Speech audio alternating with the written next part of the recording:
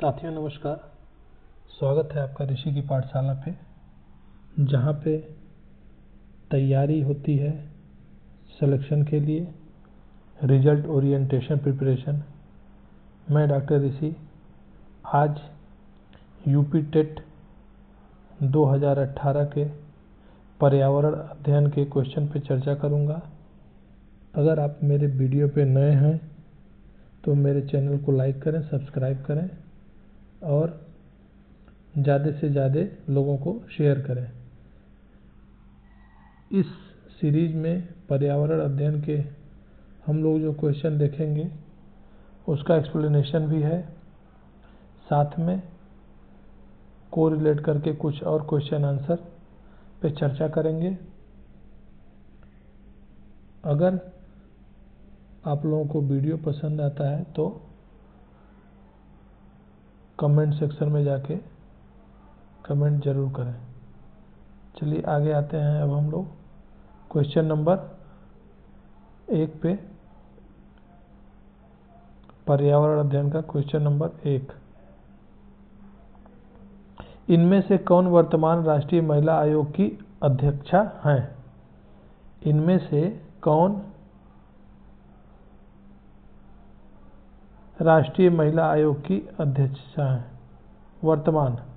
तो ये आप लोग को पता होना चाहिए, 2018 का क्वेश्चन है।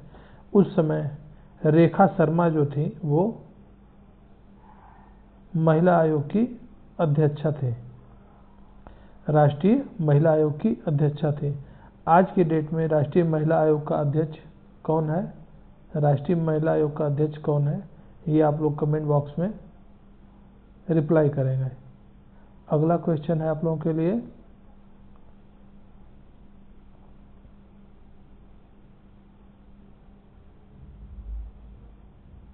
लोकसभा और राज्यसभा की संयुक्त बैठक किसके द्वारा आहूत की जाती है?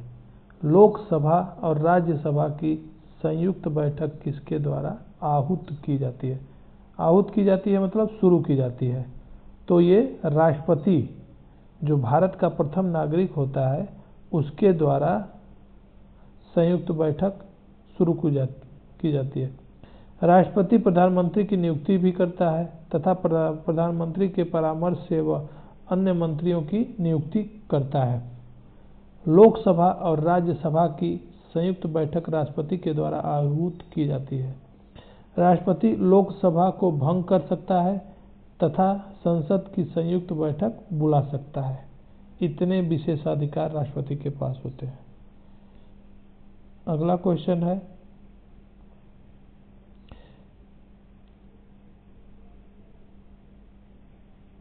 क्वेश्चन है, संविधान के किस भाग में पंचायती राज व्यवस्था संबंधी प्रावधान दिए गए हैं?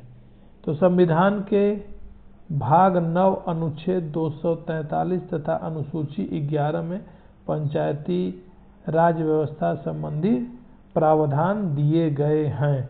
इसमें आपका विकल्प ए सही होगा। अगला क्वेश्चन है, 74वें संविधान संशोधन का संबंध। तो 74वें संविधान संशोधन का संबंध जो है शहरी स्थानीय स्वशासन से है। 74वें संविधान संशोधन का संबंध शहरी स्थानीय स्वशासन से है। इस संविधान संशोधन अधिनियम द्वारा शहरी स्थानीय निकायों को संवैधानिक स्थिति एवं सुरक्षा प्रदान की गई है। ये क्वेश्चन बहुत ही इंपॉर्टेंट है। संविधान संशोधन 73 और 74 से क्वेश्चन आप लोगों का आता है, किसी भी एग्जाम में आ सकता है। सुपर टेट, यूपी टेट या यूपी पुलिस, अन्य एग्जाम के लिए भी ये बहुत उपयोगी क्वेश्चन है। पंचायती राज व्यवस्था से तो 1 से 2 क्वेश्चन जरूर आना है। ये मोस्ट इम्पॉर्टेंट क्वेश्चन है, मोस्ट इम्पॉर्टेंट क्वेश्चन है। अगला क्वेश्चन है आप लोगों के लिए, किस गैस के वर्षा के पानी में घुलने से वर्षा का पानी अम्लीय हो जाता है। तो एसिड रेन की यहाँ पे बात की जा रही है। बात हो रही है आपकी एसिड रेन, अम्लीय वर्षा की बात हो रही है। ये नाइट्रस ऑक्साइड और सल्फर डाइऑक्साइड का मिक्सचर होता है। ये नाइट्रस ऑक्साइड और सल्फर डाइऑक्साइड का मिक्सचर होता है। तो इसमें आपका विकल्प जो है डी वो बिल्कुल सही होगा। विकल्प डी जो है sulphur dioxide. Sulphur dioxide gas के वर्षा के पानी में घुलने से वर्षा का पानी अम्लीय हो जाता है। ऐसी वर्षा अम्लीय वर्षा कहलाती है। अम्ल वर्षा जलीय एवं स्थलीय दोनों प्रकार के जीवों को प्रभावित करती है। यह इमारतों तथा स्मारकों को भी हानि पहुंचाती है।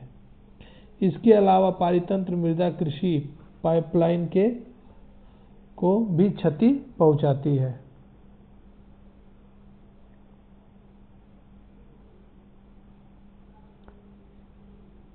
मथुरा तेल शोधक कारखाने से निकलने वाली SO2 गैस ही आगरा के ताजमहल की तबाही का कारण बनी हुई है। ये बहुत ही इम्पोर्टेंट क्वेश्चन है, जो यूपी स्पेशल में भी आप लोगों को क्वेश्चन बनता है कि किसकी वजह से ताजमहल जो है इमारत जो है वो प्रदूषण का कारण बनी हुई है। तो वो आपका मथुरा रिफाइनरी की वजह से जो है ताजमहल इमारत प्रदूषित हो रही है। अगला क्वेश्चन है आप लोगों के लिए, भारतीय संविधान में विधि का शासन विचार कहाँ से लिया गया है? विधि का शासन व्यवस्था जो है वो आपका इंग्लैंड से लिया गया है। ऑप्शन बी आपका बिल्कुल सही है। भारतीय संविधान में विधि का शासन विचार इंग्लैंड से लिया गया है। अगला क्वेश्चन है आप लोगों के लिए, लोकसभा के चुनाव हेतु अधिसूचना कौन जारी करता है? तो लोकसभा के चुनाव के लिए अधिसूचना जो है वो आपका चुनाव आयोग, भारतीय चुनाव आयोग जारी करता है। विकल्प ए आपका बिल्कुल सही है। अब चुनाव आयोग की स्थापना जो है 25 जनवरी 1950 को हुई थी। यह एक अस्थायी संवैधानिक निकाय है। इसका मुख्य कार्य मतदाता सूचियों को तैयार करवाना, राजनीतिक दलों को आरक्षित चुनाव चिन्ह प्रदान करना, चुनाव कराना और आचार संहिता तैयार करवाना होता है। चुनाव आयोग के इतने सारे काम हैं और इसका जो है स्थापना 25 जनवरी 1950 को हुई थी। अगला क्वेश्चन आप लोगों के लिए है, अगर आप लोगों को ये वीडियो पसंद आ रहा है तो वीडियो को लाइक करें, सब्सक्राइब करें, चैनल को शेयर करें, जिससे ज़्यादा से ज़्यादा लोग इस क्विज टेस्ट सीरीज का लाभ ले सकें। अगला क्वेश्चन है, लोकसभा की कार्रवाई के प्रथम घंटे को कहा जाता है? इनिशियल फर्स्ट आवर को क्या कहा जाता है? लोकसभा की कार्रवाई जो शुरुआती के 1 घंटे रहती है उसको हम कहते हैं प्रश्नकाल। लोकसभा की कार्रवाई के प्रथम घंटे को प्रश्नकाल कहा जाता है। संसद का पहला घंटा प्रश्नकाल के लिए होता है। इस दौरान सदस्य प्रश्न पूछते हैं और सामान्यतः मंत्री उत्तर देते हैं। प्रश्न 3 प्रकार के होते हैं, तारांकिक, अतारांकिक तथा अल्प सूचना वाले। प्रथम घंटे को कहते हैं हम प्रश्नकाल। अगला क्वेश्चन है, वर्षा जल संग्रहण क्या है? वर्षा जल संग्रहण क्या है? ऑप्शन ए है प्रयुक्त जल का संग्रह और भंडारण, वर्षा जल का जमाव और भंडारण, सी है पानी का वितरण और डी है उपयुक्त में से कोई नहीं। तो इसका ऑप्शन जो है डी बी ये बिल्कुल सही होगा। ऑप्शन बी जो है वो सही होगा। वर्षा जल का जमाव और भंडारण ही वर्षा जल संग्रहण होता है।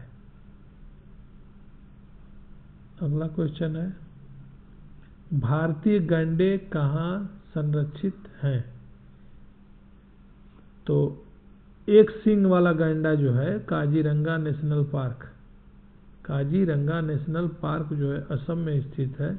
यह एक सींग वाले गैंडे के लिए प्रसिद्ध है और यहाँ पे एक सींग वाले गैंडे को संरक्षित किया जाता है। तो आपका ऑप्शन जो है बी वो बिल्कुल सही होगा, काजीरंगा नेशनल पार्क। अगले क्वेश्चन पे आ जाइए, निम्नलिखित में से कौन सा क्रम पारिस्थितिकी तंत्र में ऊर्जा प्रवाह के संबंध में सही है? ऊर्जा प्रवाह के संबंध में बिल्कुल सही है जो वो आपको विकल्प लगाना है। उत्पादक, अपघटक, उपभोक्ता, ये सही नहीं है। बी अपघटक, उपभोक्ता, उत्पादक, ये भी नहीं सही है।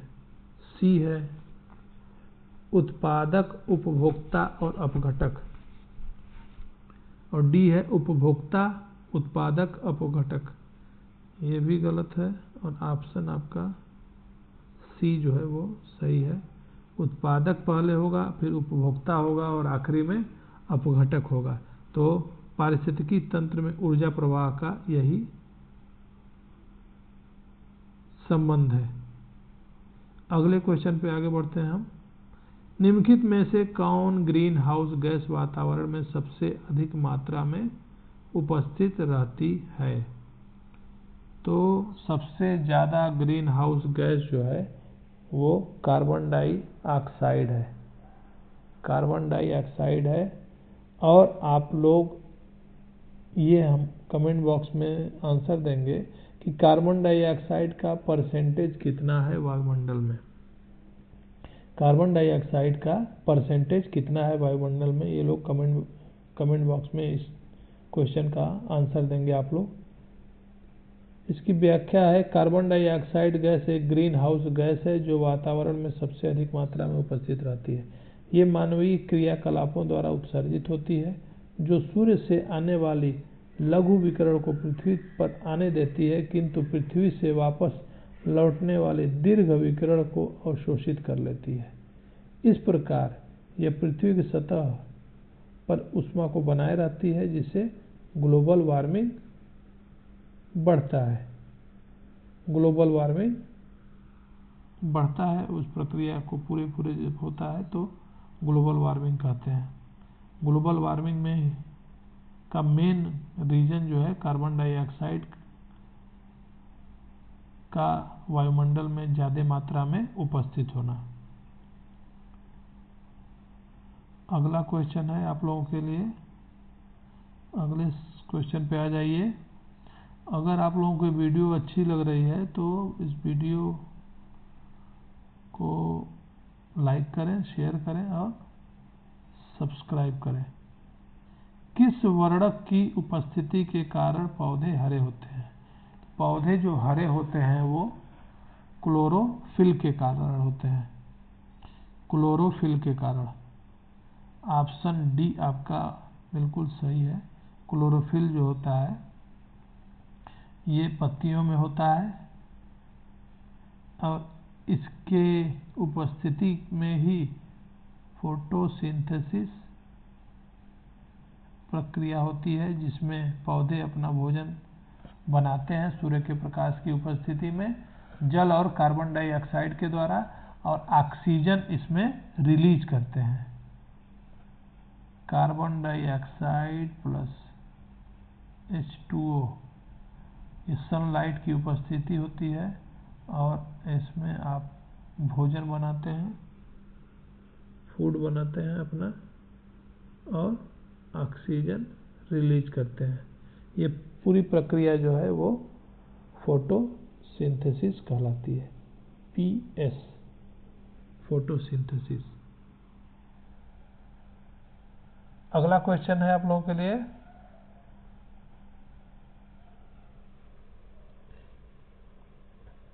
मानवीय गतिविधियां जो पृथ्वी पर जलवायु परिवर्तन के लिए जिम्मेदार हैं।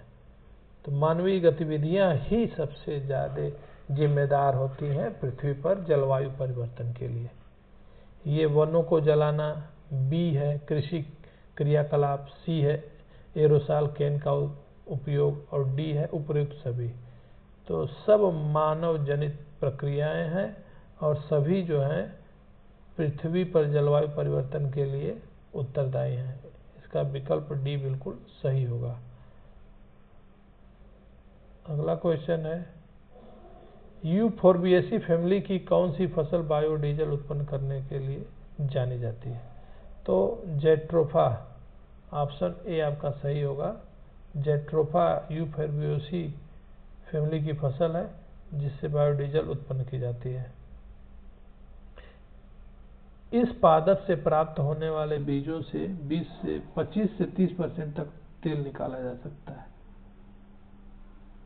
इस तेल से कार आदि चलाए जाते हैं, इसलिए इसे बायोडीजल पौधा कहा जाता है। काकीनाडा आंध्र प्रदेश में देश का पहला बायोडीजल संयंत्र लगाया गया। तो बायोडीजल संयंत्र सबसे पहले भारत में कहाँ लगा? आंध्र प्रदेश में लगा। ये क्वेश्चन अगर आता है तो आप लोग बिल्कुल सही जवाब देंगे कि पहला बायोडीजल प्लांट इंडिया में आंध्र प्रदेश में लगाया गया। ये क्वेश्चन बहुत ही इंपॉर्टेंट है, इसको आप लोग ध्यान से देखिए और समझ लीजिए, दिमाग में बैठा लीजिए। इम्पॉर्टेंट क्वेश्चन है जो कि आपके एग्जाम में पूछा जा सकता है।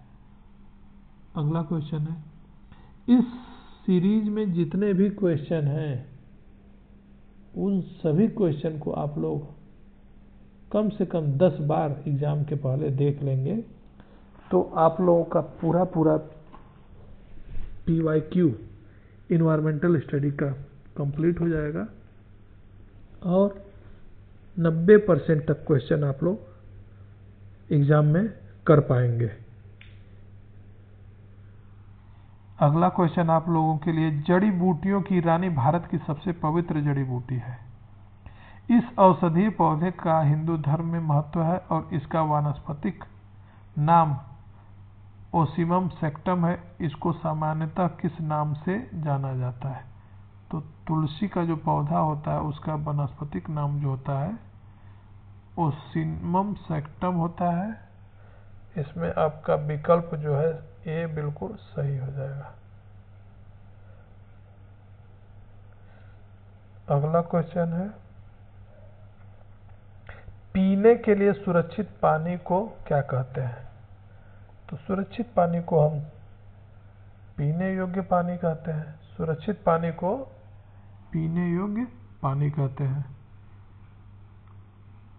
ये क्वेश्चन फिर अगला आ जाएगा आपका 1984 में भोपाल गैस त्रासदी निम्नलिखित में से किस गैस के रिसाव के कारण हुई?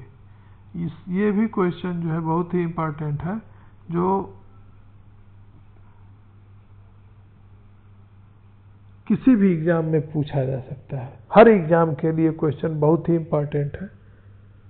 ये जो भोपाल गैस ट्रेजेडी हुई थी उसमें कौन सी गैस का रिसाव हुआ था? तो ऑप्शन ए आपका मिथाइल आइसोसाइनेट, बी है नाइट्रस ऑक्साइड, सी है मीथेन और डी है कार्बन मोनोऑक्साइड। तो ऑप्शन ए आपका सही है। मिथाइल आइसोसाइनेट जो था उसकी वजह से भोपाल गैस त्रासदी हुई थी 1984 ईस्वी में। अगला क्वेश्चन है विश्व पर्यावरण दिवस कब मनाया जाता है? विश्व पर्यावरण दिवस जो है वो 5 जून को मनाया जाता है। और आप लोग कमेंट बॉक्स में इस साल मतलब कि 2025 और आने वाला जो 2026 का पर्यावरण दिवस है, दोनों का थीम आप लोग बिल्कुल रट जाइए और कमेंट बॉक्स में ज़रूर बताइए कि थीम क्या थी 2025 की विश्व पर्यावरण दिवस की और 2026 की क्या रहेगी। ये क्वेश्चन बहुत ही इंपॉर्टेंट है, आप लोगों का फंसेगा, बिल्कुल दिमाग में बैठा लीजिए। ये क्वेश्चन बहुत ही वेरी इंपॉर्टेंट, थीम आप लोग जरूर पढ़ लीजिएगा, वो सारे एग्जाम के लिए बहुत ही उपयोगी है। अगला क्वेश्चन है, एम.एस. स्वामीनाथन थे, एक पत्रकार थे, कृषि वैज्ञानिक थे, पारिस्थितिकी वैज्ञानिक थे, पक्षी वैज्ञानिक थे। तो वो एक कृषि वैज्ञानिक थे। एम.एस. स्वामीनाथन एक कृषि वैज्ञानिक थे। इन्हें भारत में हरित क्रांति का जनक कहा जाता है। इन्होंने 1966 में मैक्सिको के बीजों को पंजाब की घरेलू किस्मों के साथ मिश्रित कर उच्च उत्पादकता वाले गेहूं के संकर बीज विकसित किए। इनको विज्ञान एवं अभियांत्रिकी क्षेत्र में 1989 भारत सरकार द्वारा पद्म विभूषण से सम्मानित किया गया। ये इंडिया में हरित क्रांति के जनक थे। अगला क्वेश्चन है, world life institute of India WII का मुख्यालय कहाँ पे स्थित है? तो भारतीय वन्य जीव संस्थान wild life institute of India Dehradun में स्थित है। देहरादून आपका उत्तराखंड में है। देहरादून उत्तराखंड में है। उत्तराखंड की राजधानी आप लोग बताइए, कमेंट बॉक्स में बताइए उत्तराखंड की राजधानी, उत्तराखंड की राजधानी क्या है? कमेंट बॉक्स में जरूर आंसर दीजिए। अगला क्वेश्चन है, प्रकाश संश्लेषण के दौरान हरे पौधे निम्न में से किसे सोख लेते हैं? सोख लेते हैं मतलब एब्जॉर्ब कर लेते हैं। तो कार्बन डाइऑक्साइड को एब्जॉर्ब करते हैं और ऑक्सीजन को रिलीज करते हैं। प्रकाश संश्लेषण क्वेश्चन भी आपका बहुत ही इम्पोर्टेंट है। ये क्वेश्चन जरूर एग्जाम में आप लोगों के पूछा जाएगा। प्रकाश संश्लेषण से क्वेश्चन जरूर रहेगा। अगला क्वेश्चन है, अपशिष्ट उत्पादों को खाने वाले जीवों को कहा जाता है।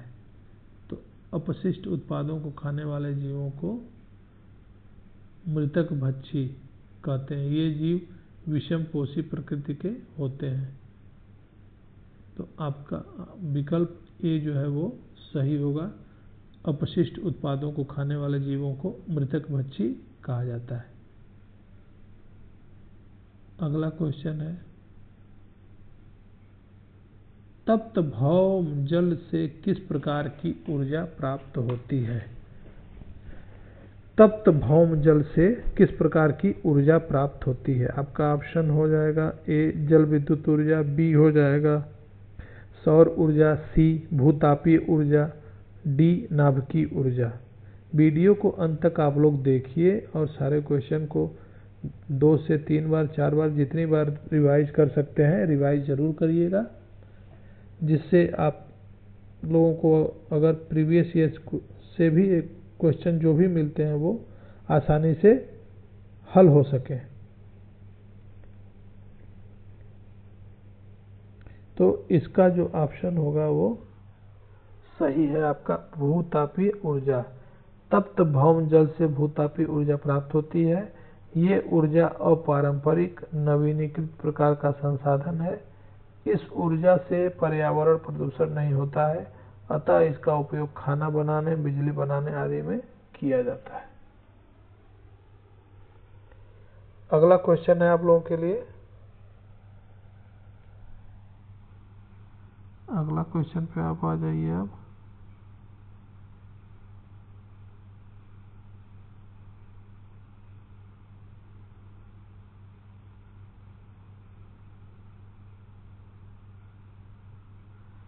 शोला घास स्थल कहाँ स्थित है? शोला घास स्थल कहाँ पे स्थित है? ऑप्शन ए है पश्चिमी घाट, बी है पूर्वी घाट, सी है हिमालय और डी है विंध्याचल। तो ऑप्शन ए जो है वो बिल्कुल सही होगा, पश्चिमी घाट। शोला घास जो है वो पश्चिमी घाट में पाए जाते हैं। शोला घास स्थल वनों को उष्णकटिबंधीय मोंटेन जंगलों के रूप में माना जाता है। शोला घाट को उष्णकटिबंधीय मोंटेन जंगल के रूप में माना जाता है। इस तरह के घास के मैदान उच्च ऊंचाई वाले क्षेत्रों में पाए जाते हैं। तो ये आपका 16 घास पश्चिमी घाट में पाया जाता है। अगला क्वेश्चन है, भारत में पेलिकन पक्षी कहाँ प्रजनन करते हैं? तो भारत में पेलिकन पक्षी जो है नेलापट्टू में भी प्रजनन करते हैं, कुथुनकुलम में भी और कोकोरू में, और दिया है उपयुक्त सभी। तो आपका विकल्प जो है वो हो जाएगा उपयुक्त सभी। मीनामाता या मिनीमाटा रोग ऐसी मछली खाने से होता है जिसमें अधिक मात्रा में पाया जाता है पारा, HG। मिनीमाटा रोग ऐसी मछली खाने से होता है जिसमें अधिक मात्रा में पारा पाया जाता है। इन मछलियों को खाने से लगभग 3000 लोग प्रभावित हुए, जिसमें हाथ पैर मुंह सुन्न होना, संवेदन में गड़बड़ी, हाथ पैर की गति में के समन्वय का अभाव व फाली जैसे लक्षण दिखाई देते हैं। तो मिनीमाटा जो है रोग जो होता है मछली खाने वाली जो होती है, पारा जो खाती है अधिक, उसको खाने से होता है।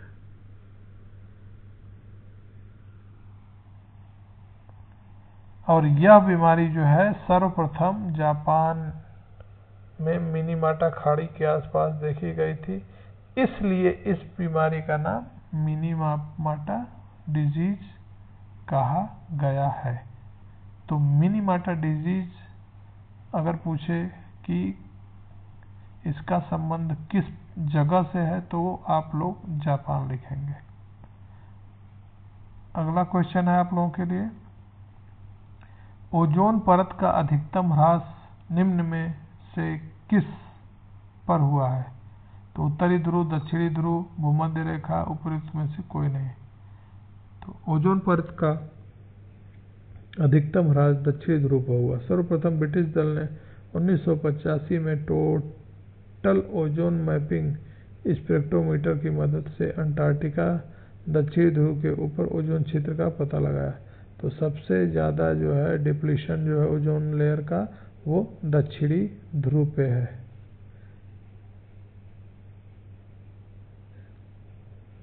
अगला क्वेश्चन है, इनमें से कौन भारत का प्रथम मुख्य न्यायाधीश था?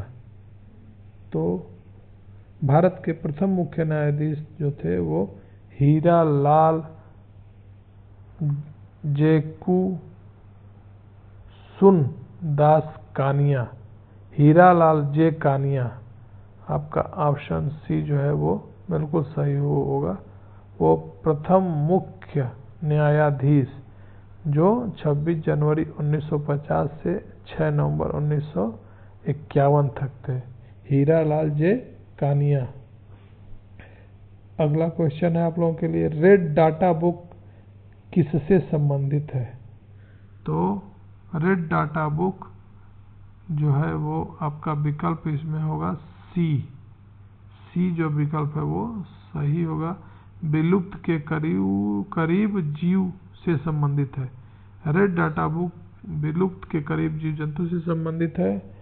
रेड डाटा बुक में विश्व के सभी संकटापन्न जीव जंतुओं का रिकॉर्ड रखा जाता है। पौधे, जंतुओं और अन्य जीवों के लिए अलग अलग रेड डाटा बुक है।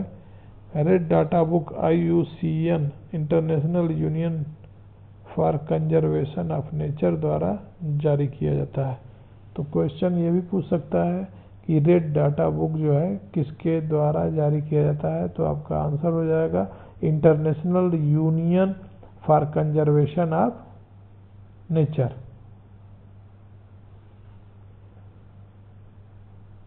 ये 30 प्रश्नों की श्रृंखला यूपी टेट पर्यावरण अध्ययन की यहीं पे समाप्त होती है। अगर आप लोगों को मेरा वीडियो पसंद आया है तो इस चैनल को लाइक करें, सब्सक्राइब करें और ज़्यादा से ज़्यादा लोगों को शेयर करें, जिससे उत्तर प्रदेश स्टेट की तैयारी और अच्छे से लोगों की हो सके। और इस तरह के और वीडियो के लिए चैनल को लाइक, सब्सक्राइब, शेयर करें। अगली वीडियो में हम मिलते हैं। आपसे। तब तक के लिए धन्यवाद।